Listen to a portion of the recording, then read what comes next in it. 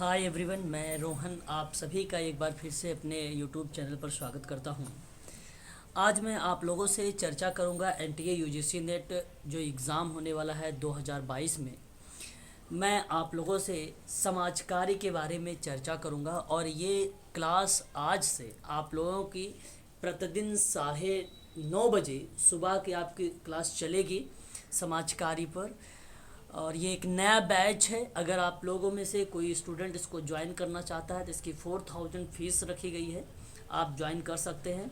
इस 4000 फीस में मैं NTA UGC net social work का रिकॉर्डेड वीडियो भी प्रोवाइड करूंगा आप लोगों का, और एक यूनिट के क्रम में आप लोगों से मैं चर्चा भी करूंगा, और साथ ही साथ यूनिट के क्रम में आप लोगों को पीडीएफ भी दूंगा।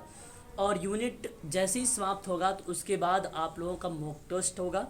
कभी कभी मैं टॉपिक समाप्त होने के बाद भी मॉक टेस्ट करवाऊंगा आप लोगों का। और प्रत्येक रविवार को दोपहर 1 बजे से 2 बजे के बीच में आप लोगों का जो है पीवाईक्यू चलेगा। प्रीवियस ईयर का क्वेश्चन पेपर जितने हुए हैं 2004 से लेकर 2021 तक, उन सभी पेपरों पर हम लोग जो है चर्चा करेंगे। यदि आप लोग ये क्लास ज्वाइन करना चाहते हैं केवल संडे को, तो इसकी फ़ीस मैंने 1500 रुपये रखी है, आप इसे भी ज्वाइन कर सकते हैं। ठीक है। और आज हम लोग स्टार्ट करेंगे एनटीए यूजीसी नेट के ही सिलेबस के अनुसार चलेंगे। पहले तो हम देखेंगे कि समाज कार्य में क्या क्या इम्पोर्टेंट चीज़ें हैं। ठीक है। फिर उसके बाद हम लोग सिलेबस के अनुसार भी बात करेंगे कि समाज कार्य की अवधारणाएँ क्या हैं, समाज कार्य की नेचर क्या है, समाज कार्य का विकास क्या है, उसकी परिभाषाएं क्या हैं, विशेषताएं क्या हैं, उसके उद्देश्य क्या हैं, समाज कार्य के लक्ष्य क्या हैं। हम इन सभी को पढ़ते हुए फिर आगे के क्रम में चलते रहेंगे।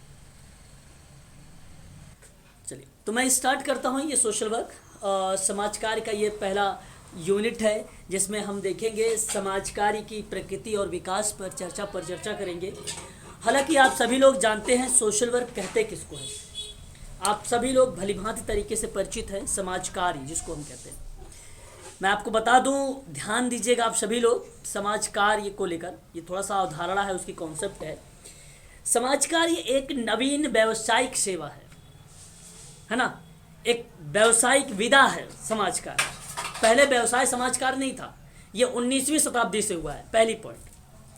और इसमें एक प्रशिक्षित सामाजिक कार्यकर्ता, अब देखिए यहाँ पे प्रशिक्षित बोल रहा हूँ, हालांकि सोशल वर्कर, कई लोग अपने आप को बोलते हैं सोशल वर्कर हूँ, सोशल वर्कर का काम कर रहा हूँ, एनजीओ ओपन कर लिया है, सोशल वर्क का काम कर रहा हूँ।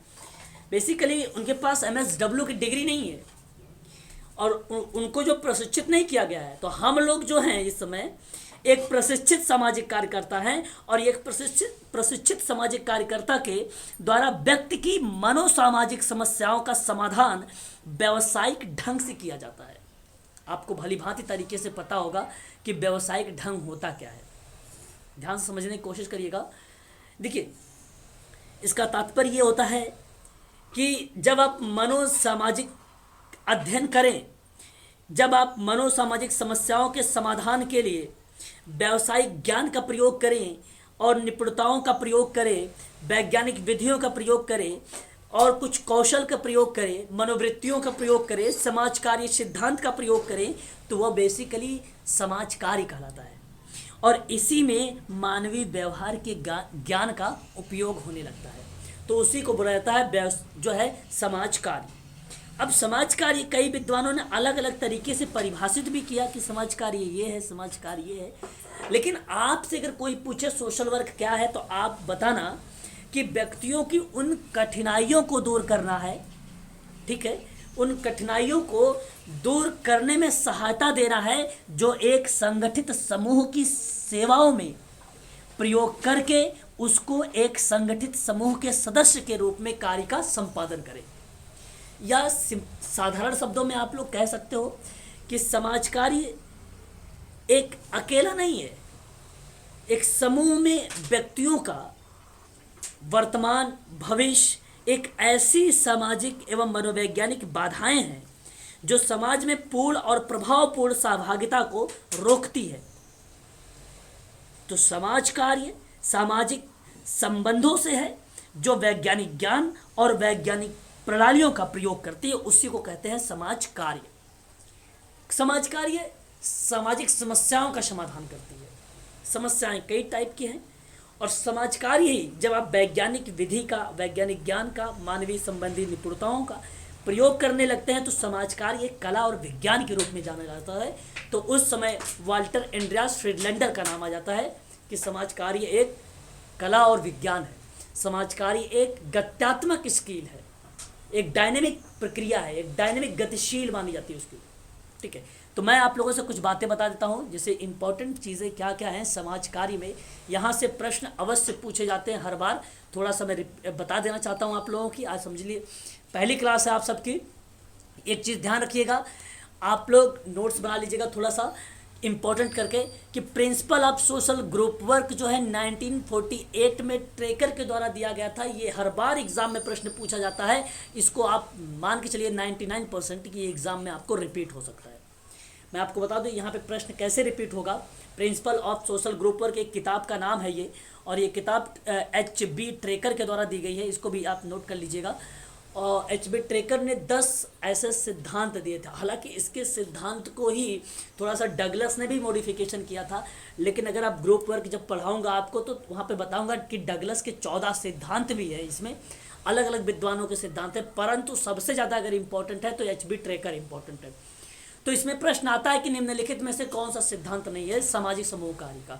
तो नियोजन का सिद्धांत होगा आपका, विशिष्ट उद्देश्यों का सिद्धांत है, उद्देश्यपूर्ण कार्यकर्ता का सिद्धांत है, निरंतरता व्यक्तिकरण का सिद्धांत है, निर्देशित समूह बातचीत का सिद्धांत है, और लोकतांत्रिक समूह के सिद्धांत है, फ्लेक्सिकल एक जिसको बोलते हैं लचीला कार्यात्मकता संगठन का सिद्धांत है, प्रगतिशील कार्यक्रम के अनुभव का सिद्धांत है, संसाधन उपयोग का सिद्धांत है, और मूल्यांकन का सिद्धांत है।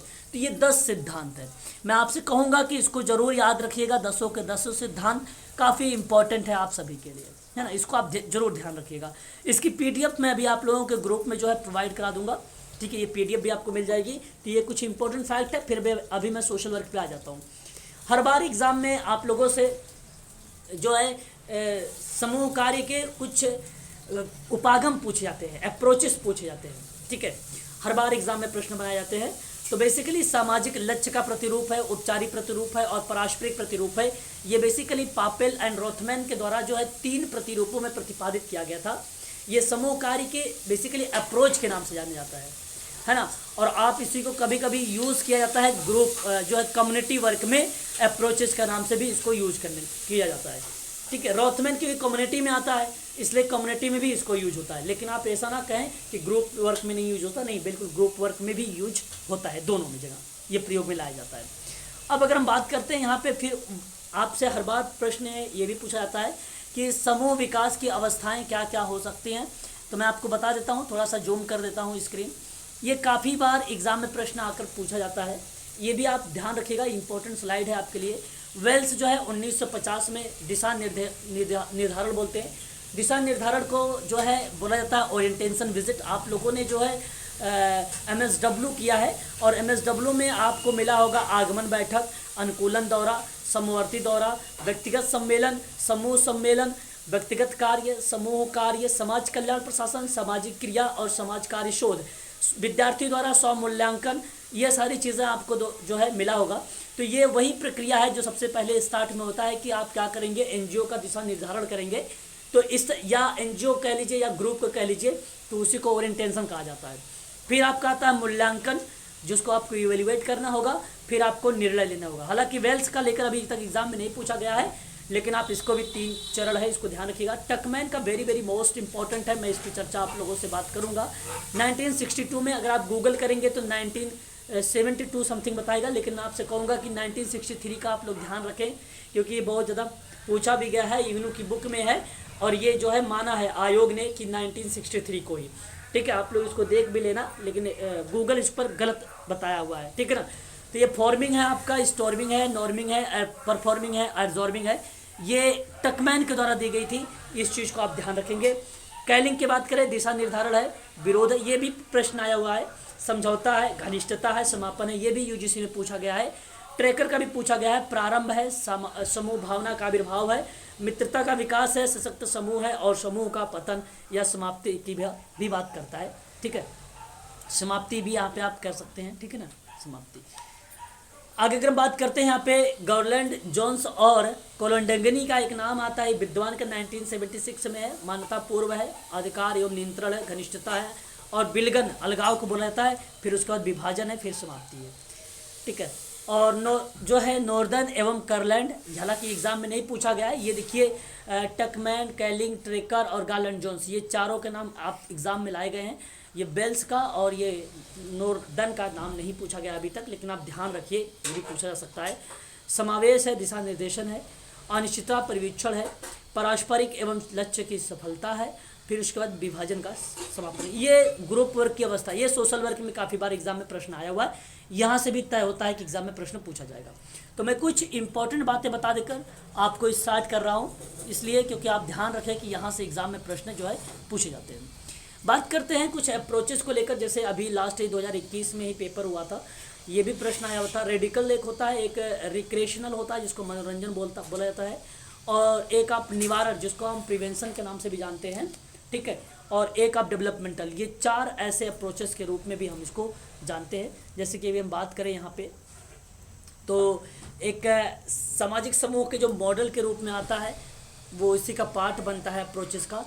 सामाजिक समूह का मॉडल अगर हम बात करें तो एक होता है सामाजिक लक्ष्य का मॉडल, एक होता है उपचारात्मक मॉडल, एक पारस्परिक मॉडल, एक इंटेक मॉडल, एक समस्या को सुलझाना, जिसको समस्या समाधान वाला मॉडल कहा जाता है, प्रॉब्लम सॉल्विंग, और फिर साइको उपचारात्मक मॉडल है एक, और एक विकासात्मक मॉडल है।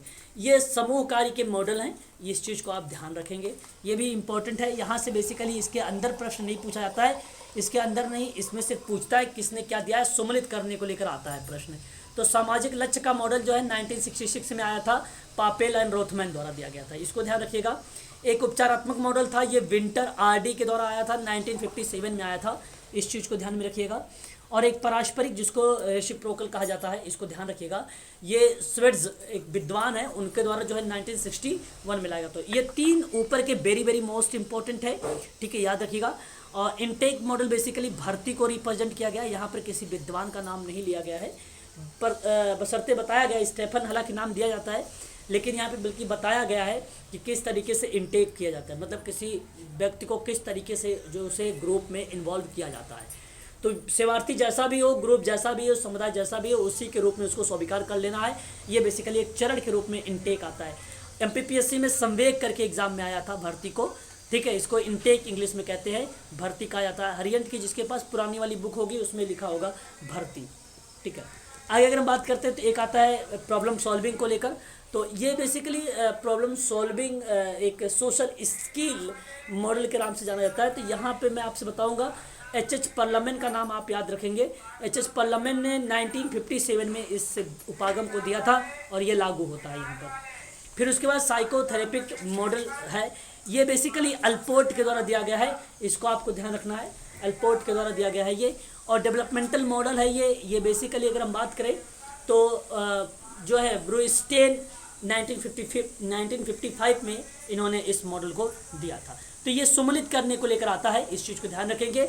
हालांकि अभी इस बार जो है 2021 में यहाँ से भी एक प्रश्न पूछा गया था कि भारत में व्यावसायिक समाज कार्य को लेकर स्वतंत्रता के बाद को लेकर, तो काशी विद्यापीठ वाला आया था, यही देखिए आप 1957 ऑप्शन में जिन बच्चों ने क्लिक किया होगा उसका सही जवाब आ गया होगा। और sir Dorabji Tata institute graduate school of social work है, इसका नाम परिवर्तित है, TISS के नाम से जाना गया। ये 1955 में, कहीं 1944 इसका नाम आ जाता है, कहीं 1945 आ जाता है, इसका नाम परिवर्तित है, याद रखेंगे ये वर्ष। TISS Tata institute of social science, और इसका जो इसकी जो स्थापना की थी उनका नाम था सर दोराबजी टाटा दादा भोय करके, इसकी स्थापना करने वाले विद्वान का नाम था दादा भोय। और उस समय इन्होंने एक निर्देशक बनाया था, डायरेक्टर को बनाया था, उसका नाम था डॉक्टर मनसर्ट। क्या नाम था? डॉक्टर मनसर्ट उनका नाम था। इस चीज़ को आप ध्यान रखेंगे। आगे अगर हम लोग बात करते हैं डॉक्टर मनसर्ट के बाद इसकी जो है डायरेक्टर बनी, निर्देशक के रूप में आई, उनका नाम रहा अगर हम बात करें तो शालिनी भारत, ठीक है, इस चीज़ को ध्यान रखें, उनका नाम शालिनी भारत है आज वर्तमान के समय में, ठीक है। और फिर काशी विद्यापीठ समाजकार विद्यालय की 1947 में आया, फिर Delhi school of social work 1946 में आया, लखनऊ विश्वविद्यालय समाजकार की बात करते हैं 1949 में, बड़ौदा विश्वविद्यालय की बात करें तो 1950 में, और Madras school of social work की बात करें तो 1952 में, आगरा समाज कार्य शिक्षा की बात करें तो 1955 में। तो यहाँ से एक प्रश्न आया था और इस बार भी आने के चांसेस बन सकते हैं आप लोगों से। तो थोड़ा सा आप लोग देख लीजिए कि कैसे प्रश्न पूछे गए थे और आपसे पूछा भी जा सकता है। देखिए, जो समाज कार्य है उसके समाज कार्य की पॉइंट ऑफ व्यू से अगर हम लोग बात करें तो क्रियान्वित आचार संहिता भारत में अमेरिका में जो ग्रहित किया गया है उसको लेकर भी प्रश्न पूछ लेता है कि जो भारत की आचार संहिता वो कहाँ से ग्रहण की गई है, तो आप ध्यान रखिएगा अमेरिका से। ठीक है, ये भी प्रश्न कभी कभी एग्जाम में देखने को मिल जाता है। बात कर लेते हैं, थोड़ा सा इंपॉर्टेंट पॉइंट ये भी है आप लोगों के लिए। बात है ये आचार संहिता को पॉइंट ऑफ व्यू से। ठीक है, अगर हम सेपरेट बात करते हैं तो 1955 का नाम आता है national association of social work, 1955 NASW करके। तो ये 1955 का आता है, परंतु आप यहाँ पे 1955 ना सोचें, यहाँ पे मैं आपको आचार संहिता को लेकर बता रहा हूँ। ध्यान रखिएगा, प्रश्न कंफ्यूज नहीं करेगा, आपको क्लियर बता देगा कि आचार संहिता के रूप में बात कर रहे हैं कि NASW के बारे में बात कर रहे हैं, किस पॉइंट ऑफ वो प्रश्न बताएगा। तो American association of social work की जो स्थापना हुई थी 1960 में हुई थी। National association of social work की जो स्थापना हुई थी 1920 में हुई थी। Association school of social work in India की बात करते हैं तो 1960 में हुआ था। इस चीज़ को आप लोग जो है ध्यान रखिएगा, थोड़ा सा ये इम्पोर्टेंट है। सेकंड वाला है ना नेशनल एसोसिएशन वाला 1920, आपने 1955 क्या बताया? NASW national association of social work. तो सर ये वही तो है, फिर 1920 का क्या है? भैया 1920 में आचार संहिता को इसने लागू किया था। मैडम क्या कहाँ दिमाग है आपका?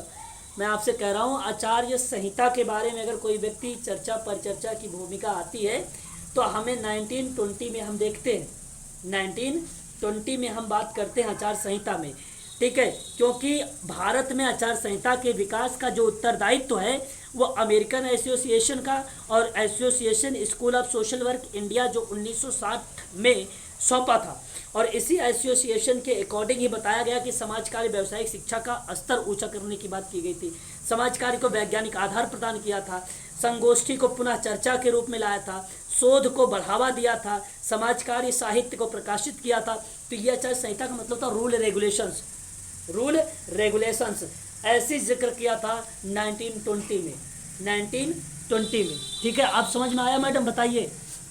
हाँ सर। हाँ, तो ये इस चीज़ को ध्यान रखिए, इसीलिए तो मैं आपको बता भी रहा हूँ कि national association of social work ने वर्ष 1920 में समाज कार्य के व्यावसायिक अभ्यास में समरूपता लाने के लिए एक आचार संहिता को ग्रहण किया था। बस इतनी बात ध्यान रखिए, बाकी वहाँ पे मैं चर्चा करूँगा NASW क्या है 1955 वाला। ठीक है, इतनी बात आप यहाँ पे ध्यान रखिए।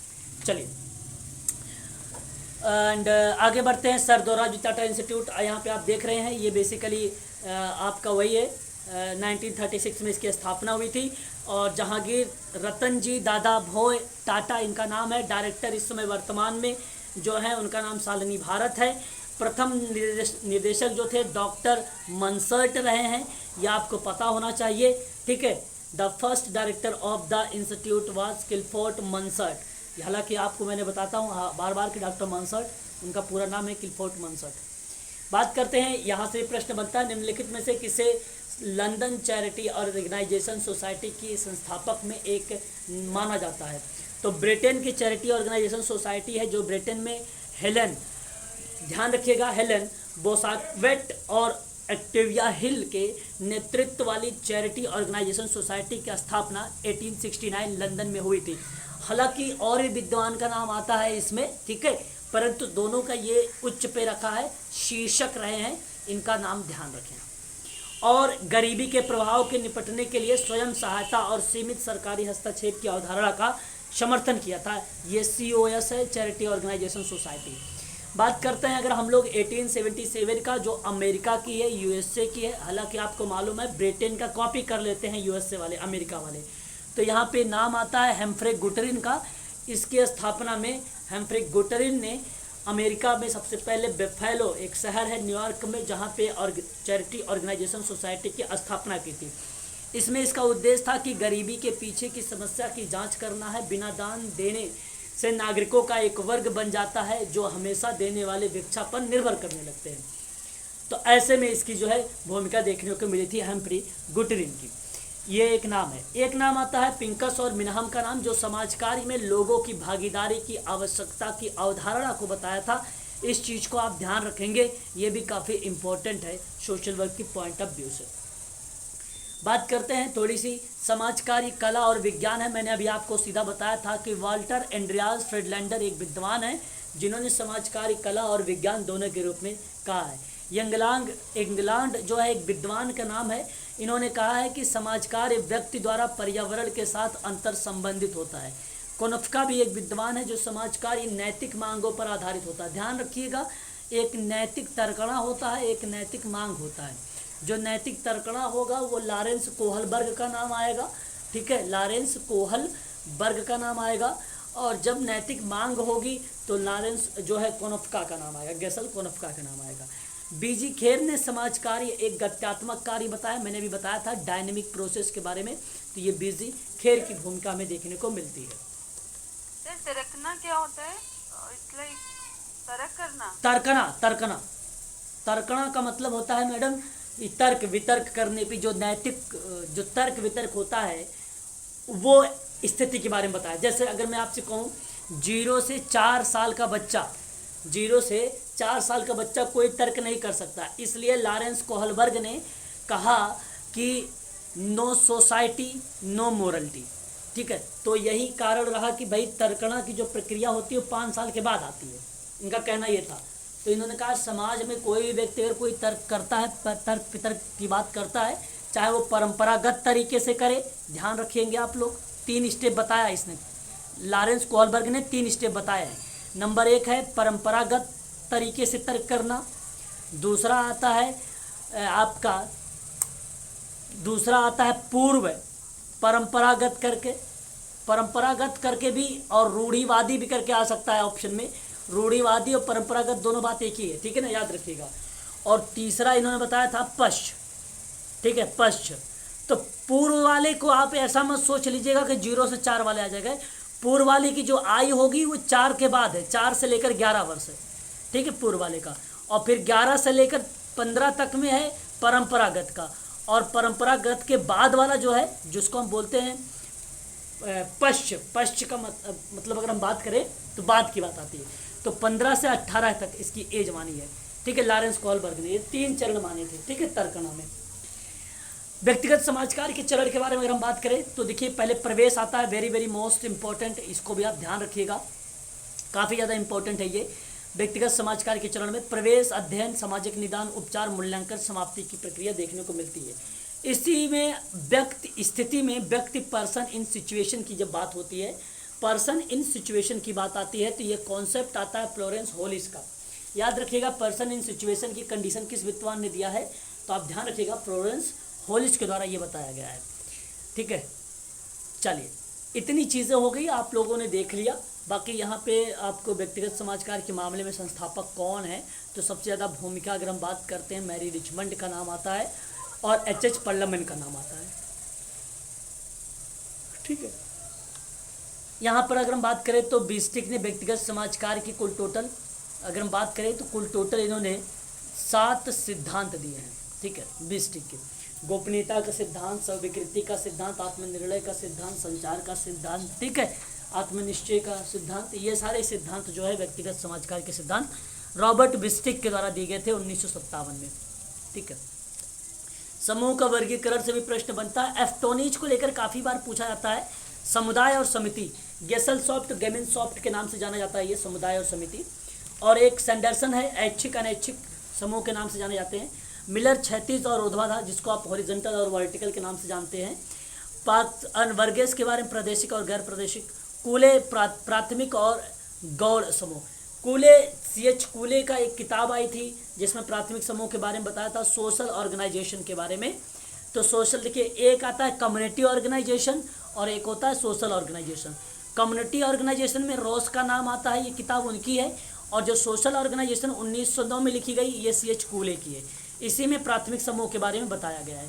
प्राथमिक समूह का मतलब होता है आमने सामने की प्रक्रिया, ठीक है, इस चीज़ को ध्यान रखें। F और H गिडिंस के द्वारा जेनेटिक एवं इकट्ठे या एकत्र के रूप में इसने डिवाइड किया था। समनर बेसिकली इनकी किताब आई थी फोकवेज, जिसको जनरीति के नाम से जानते हैं, ये किताब का नाम है इसकी। और समरन ने अंता समूह और बाह्य समूह के बारे में बात किया है। जॉर्ज हसन ने असामाजिक, आभासी, सामाजिक और समाज विरोधी के बारे में जिक्र किया है। बात करेंगे कूले का समाजीकरण का सिद्धांत है, मिड का समाजीकरण का सिद्धांत है, फ्रायड का समाजीकरण का सिद्धांत है और दुर्खिम का समाजीकरण का सिद्धांत है। देखिए ये जो स्लाइड आज की जो क्लास चला रहा हूँ आप लोगों के लिए, ये काफ़ी ज़्यादा इंपॉर्टेंट है, यहाँ से हर बार प्रश्न पूछे गए हैं। ये PDF आप लोगों को 99% सकारात्मक सिद्ध होगी आप सबके लिए, ठीक है।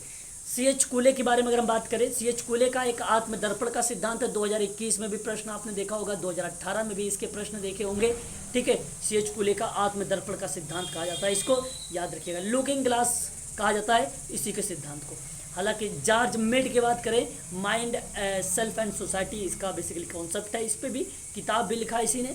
सिगमंड फ्रायड ने ईद, ईगो, सुपर ईगो के बारे में जाना जाता है, ये आपको भली भांति तरीके से पता होगा। दुर्खिम ने अपनी एक किताब लिखी थी सोशोलॉजी एंड फिलोसफी करके, इस्माइल दुर्खिम ने। तो इस्माइल दुर्खिम ने वेरी मोस्ट इम्पॉर्टेंट आप सभी के लिए सामूहिक प्रतिनिधित्व या सामूहिक प्रतिनिधान के बारे में किस विद्वान ने दिया है, UGC का प्रश्न पूछा हुआ प्रश्न है। मैं आप लोगों से जब प्रैक्टिस करवाऊंगा तो बता दूंगा आप लोगों को। देखिए दुर्खिम का यही प्रश्न है, तो आप लोग किताब का नाम बताना। उस किताब का नाम था सोशोलॉजी एंड फिलोसफी, ठीक है, सोशोलॉजी एंड फिलोसफी, इसी किताब में इसके बारे में बताया है। इस्माइल दुर्खिम के बारे में और कॉन्सेप्ट है, जैसे अगर हम बात करें तो इस्माइल दुर्खिम ने सामूहिक प्रतिनिधित्व का सिद्धांत दिया और समूह मस्तिष्क का सिद्धांत इस्माइल दुर्खिम का ही है। जैसे जैसे समाज सरल से जटिल होता जाएगा वैसे वैसे नैतिकता का घनत्व तो बढ़ता जाएगा। यह परिभाषा अगर हमें देखने को मिलती है तो इस्माइल दुर्खिम की ही परिभाषा देखने को मिलती है। बात अगर हम करते हैं आगे, सन 1892 में सर्वप्रथम पेरिस विश्वविद्यालय में समाजशास्त्र के शोध की उपाधि PhD प्रदान की थी। हालांकि ये इस्माइल दुर्खिम से ये प्रश्न नहीं आएगा, इसको छोड़ दीजिए। और इस्माइल दुर्खिम ने सर्वाधिक प्रभाव Saint Simon, Auguste Comte, British और साथ ही एडम स्मिथ रहे हैं। और स्मिथ ने प्रभावित होकर उन्हें 1893 में एक पुस्तक लिखी, the division of labour, very most important किताब। इसकी 3 किताब इंपॉर्टेंट है, अभी मैं बात करूँगा। और श्रम विभाजन का सिद्धांत के नाम से ये जाना गया, ठीक है। यहाँ आप देख लीजिए ये 3 क्या 4 किताब आ गई हैं, आप इसको इंपॉर्टेंट कर लीजिए। ये किताब UGC में पूछा भी जाता है। द लेबर ऑफ डिवीज़न, श्रम विभाजन का सिद्धांत 1893 में आई थी। The rule of sociological method सन 1895 में आई थी। सामाजिक तथ्य का सिद्धांत, काफ़ी इंपॉर्टेंट पॉइंट है ये 4। द सुसाइड, जिसको आत्महत्या कहते हैं, ये 1897 में आया था। The elementary forms of the religious life, धर्म का प्रकारवादी सिद्धांत 1912 में आया था। ये भी इस्माइल दुर्खिम का ही है। बात समझ में आप लोगों को आ रही है कि नहीं आ रही भाई, ये क्लियर करो। ठीक है, ग्रुप में कोई मैसेज कर रहा है। ओके, एक मिनट। तो हम बात करते हैं मैलिनोवस्की के बारे में। मैलिनोवस्की का जो दृष्टिकोण है वो बेसिकली प्रकारवादी और प्रकारात्मक में माना जाता है।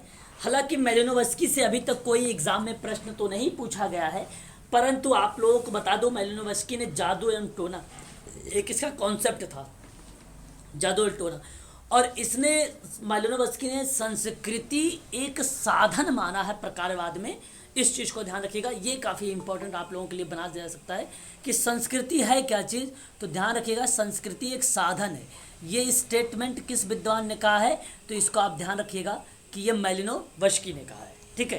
तो ये इसको आप सबके लिए जो है इम्पोर्टेंट, मैलिनोवस्की का जो बेसिकली कॉन्सेप्ट जो फेमस रहा वो बेसिकली उसकी आवश्यकता पर। देखिए एक आवश्यकता का पदानुक्रम का सिद्धांत है जिसको आप हायरार्की नीड कहते हैं। और जो हायरार्की जी हाँ, अब्राहम मैस्लो ने दिया था, वेरी गुड, बहुत बढ़िया। तो एक वो भी आता है और यहाँ पर भी एक मनुष्यों की आवश्यकता पूछता है। लेकिन ध्यान रखिएगा, कभी आज तक मैंने ऑप्शन में नहीं देखा है मैलिनोवस्की को और साथ साथ जो है मैस्लो का भी नाम, परंतु यहाँ पे जब भी आएंगे साथ में अगर तो वो क्लियर बता देंगे। क्योंकि यहाँ पे ध्यान रखिएगा, मनुष्य की कुछ आधारभूत आवश्यकताएं होती हैं, जैसे शरीर पोषक है, फिर पुनरुत्पादन है, सुरक्षा है, गतिशीलता है, वृद्धि है, आश्रय है और स्वास्थ्य है। ये है बेसिकली मैलिनोवस्की का। लेकिन जब हम बात करते हैं अब्राहम मैस्लो के बारे में, ठीक है, अब्राहम मैस्लो के बारे में, तो अब्राहम मैस्लो का जो स्टेप आता है वो 5 आते हैं।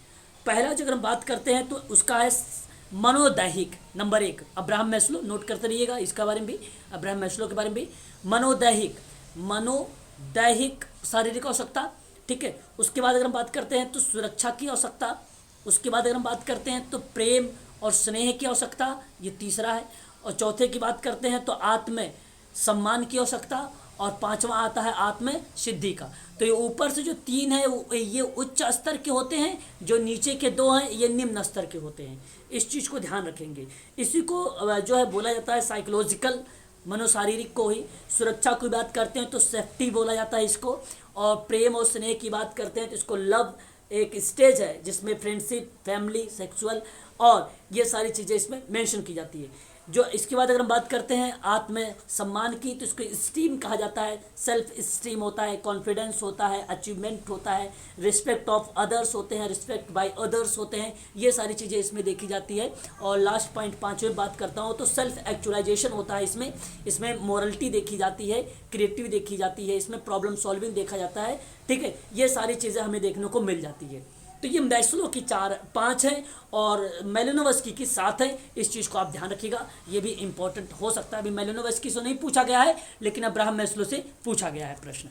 आगे बढ़ते हैं, बात करते हैं टी पार्सन्स। टालकाट पार्सन्स इसका पूरा नाम है। ये काफ़ी इंपॉर्टेंट पर्सन्स है और इसमें अगर हम बारे में बात करें तो इसके 3 महत्वपूर्ण एक ऐसे शब्द हैं प्रकारवादी में जो एग्जाम में पूछे जा सकते हैं। एक है व्यापारिक सौदे, एक है मूलमैतक्य और एक है समाज की एक व्यवस्था के रूप में। ठीक है, तो कहीं पर व्यापार के बारे में बात की गई है, कहीं पर उसके वैल्यूज़ के बारे में बात की गई है। प्रकारवाद में, फंक्शनलिज्म में अगर हम बात करते हैं प्रकारवाद में, तो व्यवसाय की कहीं पर बात की गई, कहीं पर वैल्यूज़ की बात की गई, कहीं कहीं पर समाज की एक सिस्टम की बात की गई है। तो ये 3 ऐसे महत्वपूर्ण शब्द हैं जो ये तीनों के तीनों शब्द पार्सन्स के कहलाते हैं। एग्जाम में आप लोगों से मिल सकते हैं।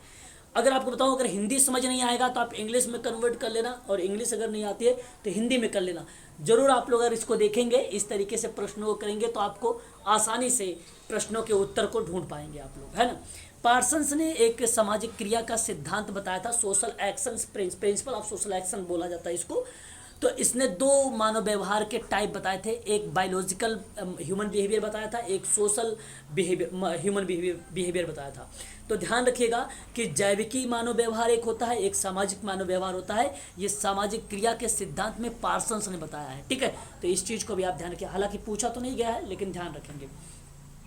शक्ति अभिजन मिल्स के द्वारा दिया गया है और शासक अभिजन पैरोटो के द्वारा दिया गया है। ये शब्द हैं, आप ध्यान रखिएगा। सत्ता, अथॉरिटी वगैरह की बात कर रहा है यहाँ पे।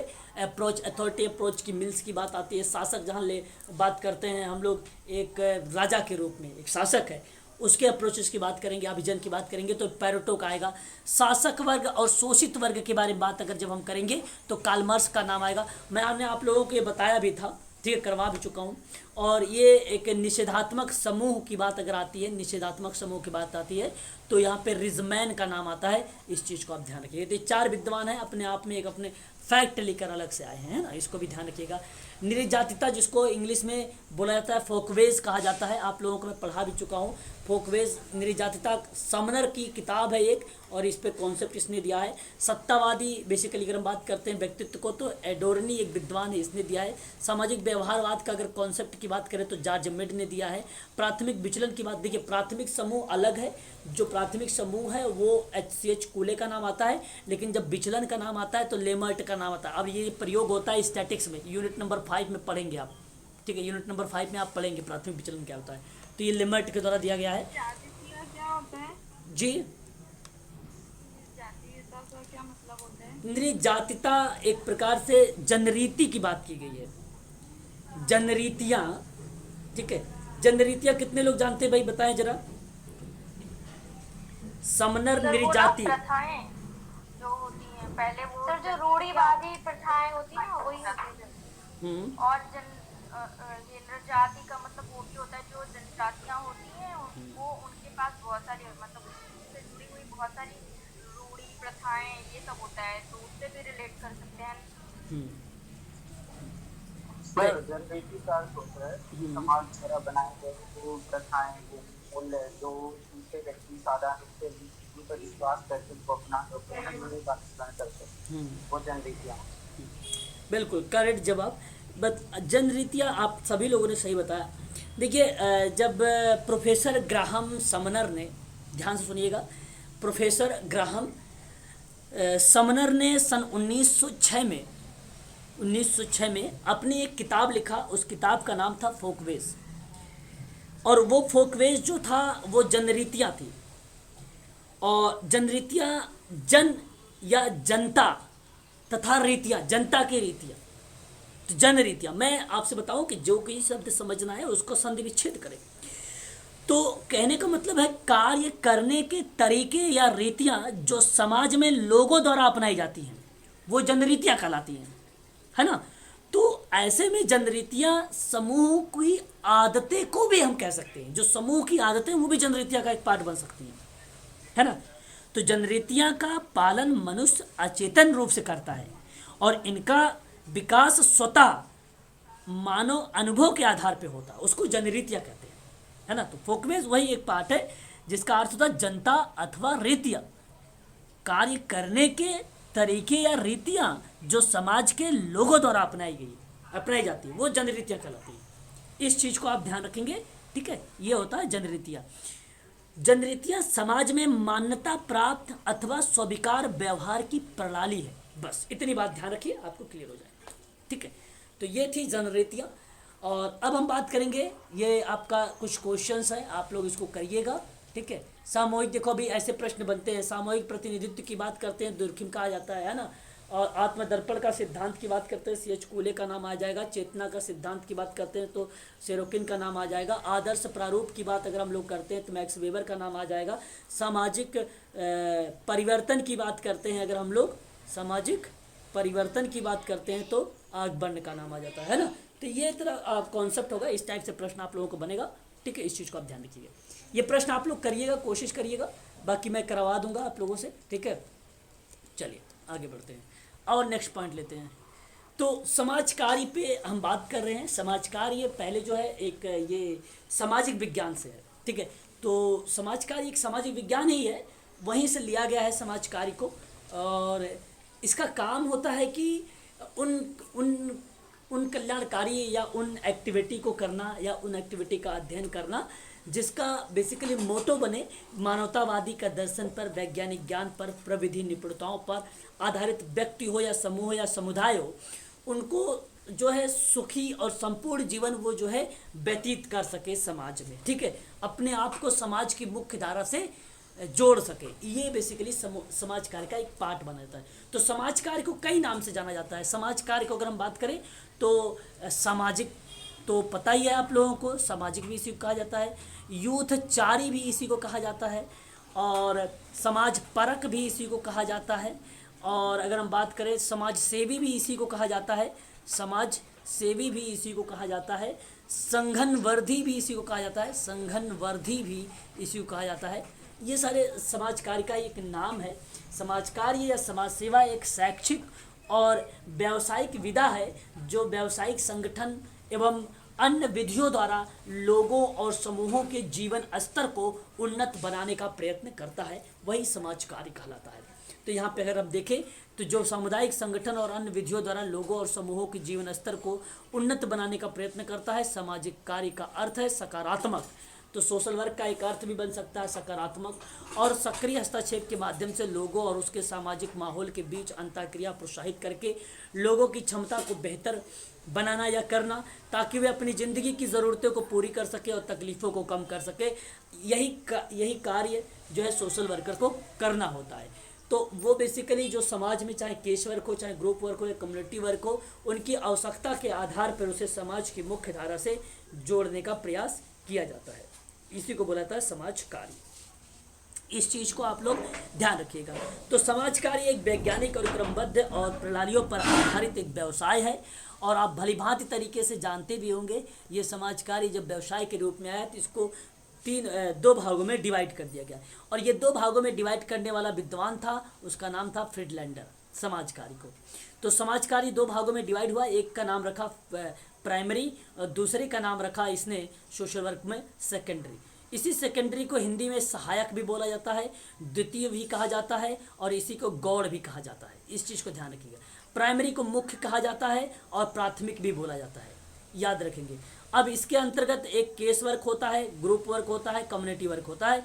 ये आपका कम्युनिटी ऑर्गेनाइजेशन होता है या वर्क भी कह सकते हो। ये 3 प्राथमिक होते हैं। ये प्रत्यक्ष और अप्रत्यक्ष जैसी चीज़ों पर बात करता है, इस चीज़ को ध्यान रखिएगा। प्रत्यक्ष वाली प्रक्रिया जो है प्राथमिक में होती है, अप्रत्यक्ष वाली होती है गौड़ में, याद रखिएगा इसे भी। इसमें अप्रत्यक्ष की बात करते हैं तो सोशल एक्शन आता है, सोशल वेलफेयर एडमिनिस्ट्रेशन आता है, और आपकी अगर हम बात करते हैं तो सोशल रिसर्च आता है आपका सहायक प्रणाली में। ये 3 चीज़ें जो है समाज कार्य को डिवाइड कर दिया गया प्रणालियों के रूप में।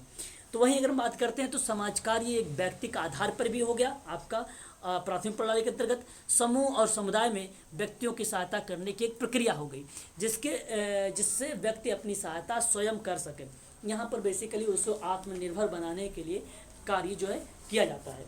साथ ही अगर हम बात करते हैं तो इसी के माध्यम से सेवार्थी वर्तमान सामाजिक परिस्थितियों में उत्पन्न अपनी समस्याओं को स्वयं सुलझाने में सक्षम होता है। समाज सेवा अन्य सभी व्यवसायों में सर्वथा भिन्न पाया जाता है, क्योंकि समाज सेवा उन सभी सामाजिक और आर्थिक मनोसामाजिक कारकों का निरूपण कर सके जिसके परिप्रेक्ष्य में क्रियान्वित होती है। तो समाज सेवा व्यक्ति के आधार पर समूह और समुदाय में व्यक्तियों के सहायता करने की प्रक्रिया है, जिसमें व्यक्ति अपनी सहायता स्वयं कर सके और इसके माध्यम से सेवार्थी वर्तमान सामाजिक परिस्थितियों में उत्पन्न जो समस्याएं हैं उस समस्या को समाधान कर सके।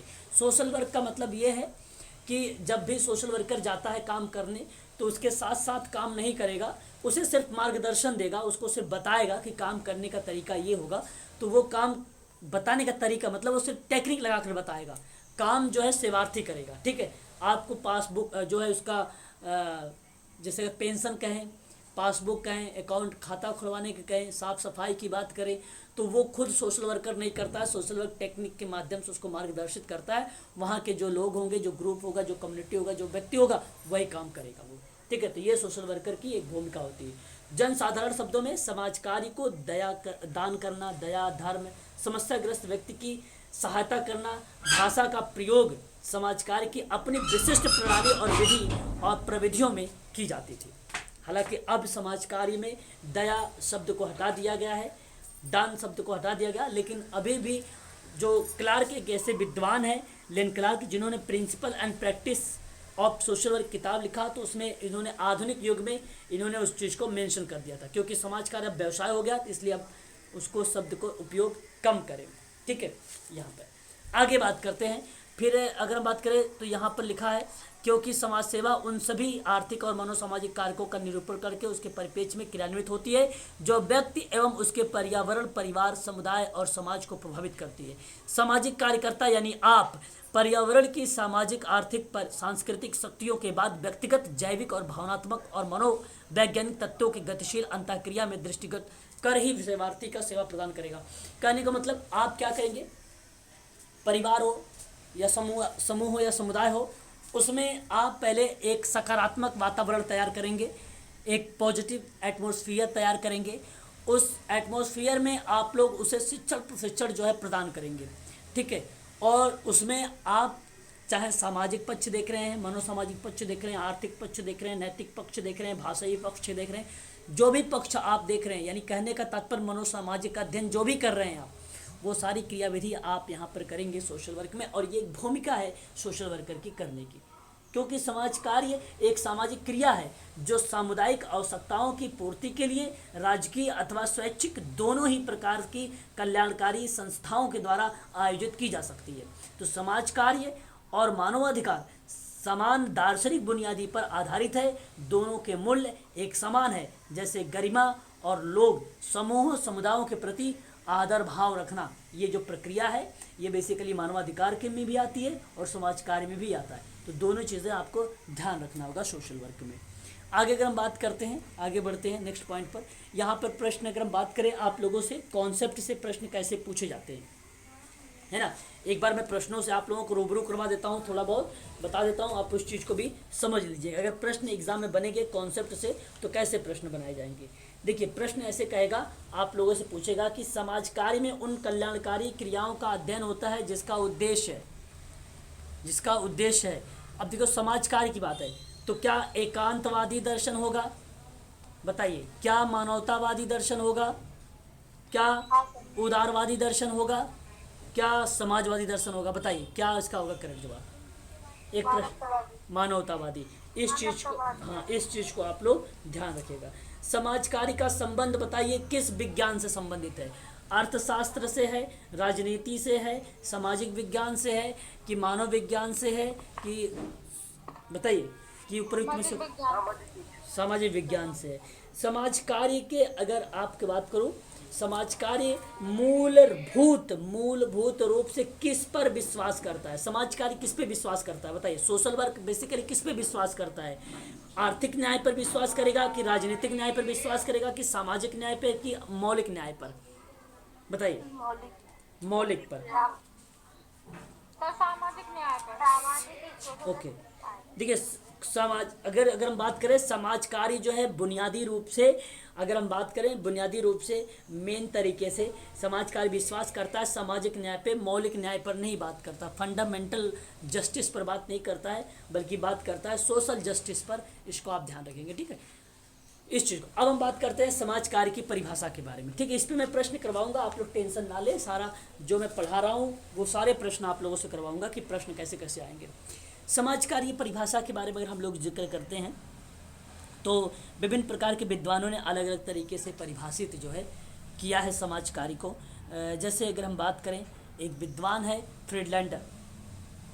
फ्रीडलैंडर के बारे में अगर हम जिक्र करते हैं तो फ्रीडलैंडर ने कहा है कि समाज कार्य वैज्ञानिक और मानवीय संबंधों के निपुणताओं पर आधारित व्यावसायिक सेवा है जो व्यक्तियों को अकेले और समूह के सामाजिक और व्यक्तिगत संतोष एवं स्वतंत्रता प्राप्त करने में सहायता करती है।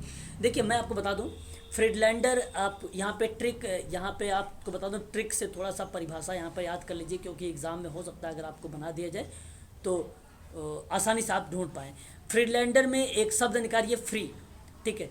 फ्री आप एक शब्द निकालेंगे तो फ्री जो व्यक्ति होता है वो कुछ ना कुछ अवश्य ज़रूर सोचता है। जैसे आपने नाम सुना होगा, जैसे आइंस्टीन का नाम सुना होगा, जेम्स वॉट का नाम आपने लोगों ने सुना होगा। ये लोग फ्री होके क्या करते थे, कुछ ना कुछ टेक्निक लगाते थे। ये लोग वैज्ञानिक हैं, एक विद्वान हैं ये लोगों ने। तो जब कोई व्यक्ति फ्री होता है तो वैज्ञानिक ज्ञान लगाता है, आप ऐसे सोचिएगा, ठीक है। वैज्ञानिक ज्ञान जहाँ पर मिले तो आप समझ लेना कि ये वैज्ञानिक ज्ञान के साथ साथ यहाँ पे समाज कार्य एक कला के रूप में भी रिप्रेजेंट हो जाएगी। समाज कार्य कला का मतलब ये है कि मानवीय संबंधों की निपुणताओं पर आधारित एक व्यावसायिक सेवा है। तो कोई, आप सभी लोग जानते हैं, कोई भी काम करते हैं, जैसे पढ़ना एक कला है, ठीक है, कोई एक्टिविटी करना एक कला है, ये आप सभी लोग जानते हैं। तो मानवीय संबंधों में जो निपुणता पर आधारित होता है, जो स्किल पर आधारित होता है, जो कौशल पर आधारित होता है, जिसके पास विभिन्न प्रकार की कौशलें हैं, जैसे सोशल वर्कर एक वकील के रूप में जाना जाता है, सोशल वर्कर एक परामर्शदाता के रूप में जाना जाता है, सोशल वर्कर एक काउंसलर के रूप में, सोशल वर्कर जो है एक मार्गदर्शक के रूप में, बिचौलिया के रूप में, सोशल वर्कर के बहुत सारे नाम हैं, सामर्थ्यवाद के रूप में जाना भी जाता है। तो जाहिर सी बात है, इतने सारे गुण एक ही व्यक्ति के अंदर है, तो जाहिर सी बात है ये कला है ये करना, ठीक है, ये सारी कला है। तो समाज कार्य जब कभी एक वैज्ञानिक और कला के रूप में आए तो आप तुरंत रिप्रेजेंट करना है कि ये व्यक्ति फ्री होगा, ठीक है, तो वो फ्रीडलैंडर हो जाएगा, ऐसे आप टिक मार लेना। बाकी कीवर्ड्स को पकड़िए, वैज्ञानिक और कला, ठीक है, कीवर्ड्स को पकड़िए और कुछ नहीं। Indian conference of social work के अकॉर्डिंग अगर हम बात करते हैं समाज कार्य क्या है, तो समाज कार्य मानवतावादी दर्शन पर है। वैज्ञानिक ज्ञान एवं प्रविधि निपुणताओं पर आधारित व्यक्ति एवं समूह अथवा समुदाय को एक सुखी और संपूर्ण जीवन व्यतीत करने में सहायता प्रदान करने की कल्याणकारी क्रिया है। देखिए अगर हम बात करते हैं Indian conference of social work, आप जितने भी इंडियन कॉन्फ्रेंस होते हैं, आप ऐसे सोच लीजिए कि जितने भी इंडियन कॉन्फ्रेंस होंगे वहाँ पर संपूर्ण जीवन के बारे में बात की जाएगी और उसकी सहायता की जाएगी, उसे समाज की मुख्य धारा से जोड़ा जाएगा। केवल इतनी बात ध्यान रखिएगा बस। तो संपूर्ण जीवन को सुखमय व्यतीत करने के लिए बना रहा है कौन, तो इंडियन कॉन्फ्रेंस बना रहा है। तो कॉन्फ्रेंस का मतलब आप समझ रहे होंगे ना, सम्मेलन वगैरह होता है, तो सम्मेलन वहाँ पे हो रहा है जहाँ पे लोगों को समाज की मुख्य धारा से जोड़ा जा रहा है। किसी और जगह पे मिलेगा ही नहीं आप लोगों से क्वेश्चन में, है ना। कल्याणकारी क्रियाएं अगर लिखा हुआ है, सहायता प्रदान करने के लिए लिखा हुआ है, इंडियन कॉन्फ्रेंस भी लिखा हुआ है, फ्रीडलैंडर भी लिखा हुआ है, ये सब चीज़ लिखा हुआ है। तो आप सोचिए कि अगर कल्याण होगा तो कल्याण कहाँ से किया जाएगा। कल्याण तभी होता है भाई जब कोई व्यक्ति कॉन्फ्रेंस में आएगा, सारी बात को सुनेगा, तभी कल्याण होगा। बिना पढ़े लिखे किसी का कल्याण नहीं होता है ना। तो इसलिए कल्याण की बात आप जरूर लिखा रहेगा, उसको इससे रिप्रेजेंट कर लीजिएगा।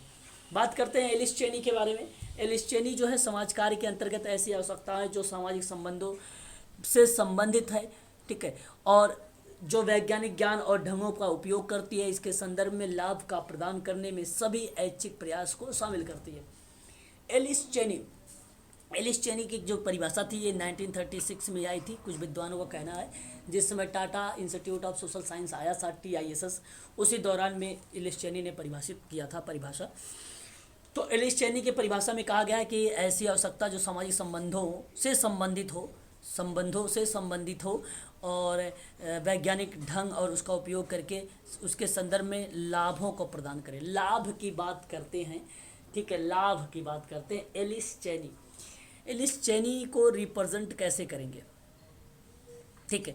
चयन कब आता है भाई, जब आपको कोई चीज़ प्राप्त हो जाता है। जैसे अगर मैं आपसे कहूँ अगर आपने JRF क्रैक कर लिया तो आपको चैन आ जाता है भाई, या चलो हमने चैन की सांस लिया और हमारा JRF क्रैक हो गया।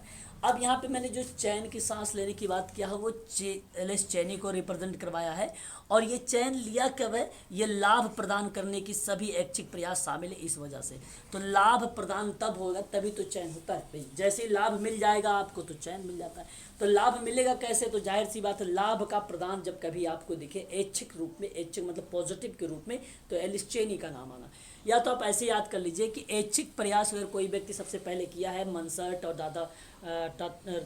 टाटा रतन दादा भॉय के बाद, तो एलिस चेनी का नाम है। सबसे पहले परिभाषा इसी ने दिया था 1936 में एलिस चेनी ने। तो ऐसे भी आप कह सकते हो सबसे पहला प्रयास इसी ने किया था ऐच्छिक वाला।